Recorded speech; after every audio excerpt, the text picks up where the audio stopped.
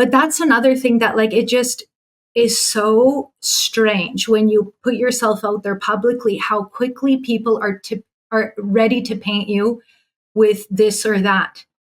And this whole dialogue over division, to me, it's having a conversation. I enjoy conversations. I don't understand how we've gotten here, and I don't have the time to respond to every post or commentary you make.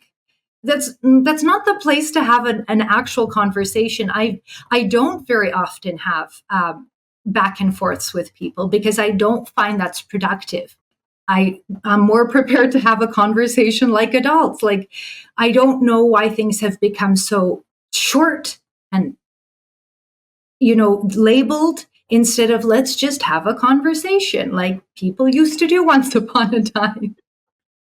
Sometimes people in these conversations, they're actually having a conversation with what they think you believe rather than actually addressing what you believe outright. And that's where I'm always curious to, if somebody uses a term, well, we got to define that term. We got to agree that we're actually talking about the same thing.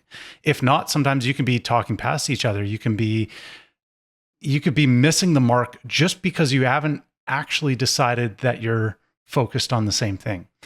And then you mentioned that you're labeled alt-right or right-wing just because now you've kind of helped defend some citizens for their rights who are not on the left now.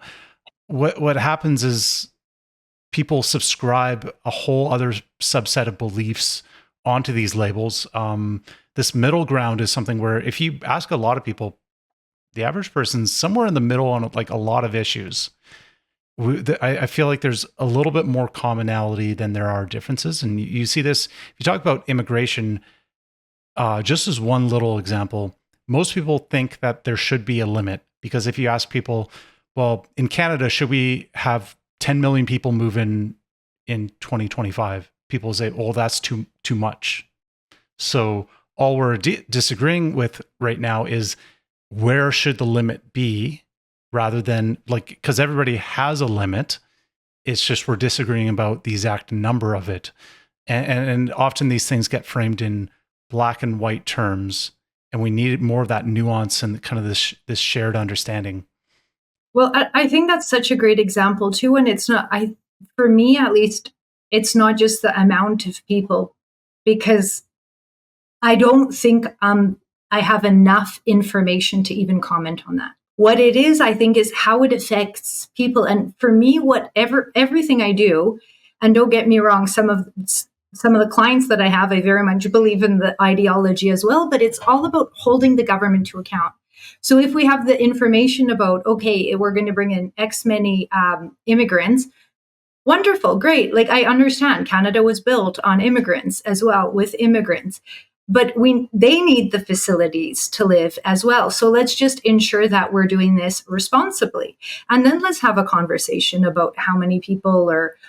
But first and foremost, perhaps elected officials, you should be listening and talking to the citizens that are already here and what their concerns are, what their issues are, what their fears are.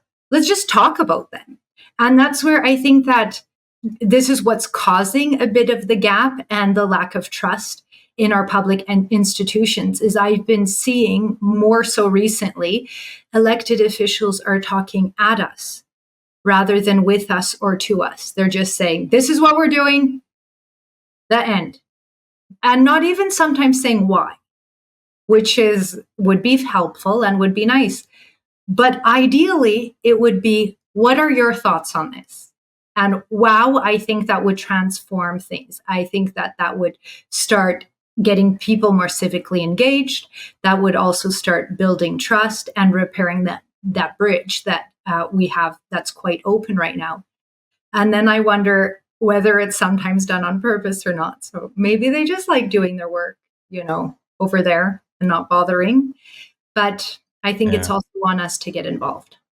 Yeah, it makes me... Yeah, the way that I think we've talked about this on our show before, where it almost feels sometimes like maybe, if you want to say that there's a government media apparatus of some type that kind of maybe focuses and keeps, pretty tight control of the messaging.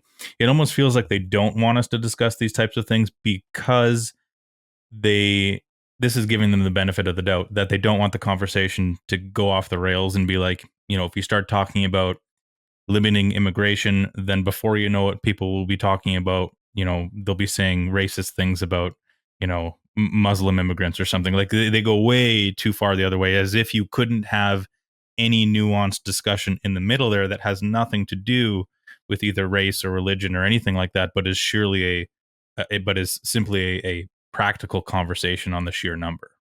Right. 100%. And I like that you brought up the media and how it's kind of captured, or worse.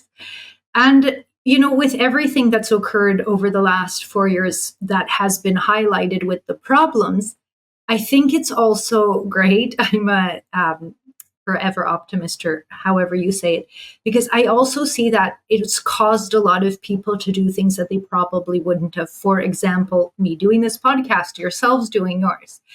And I think that's good. And I think that's healthy and helpful. So it really exposes things as well. And I think just today, the CBC had, or somebody reported that the CBC had like the worst viewership it ever had in a long time, with the $1.5 billion and the amount of content creators that they have there. So that goes to show you the power that we have all the time if we're willing to take some ownership.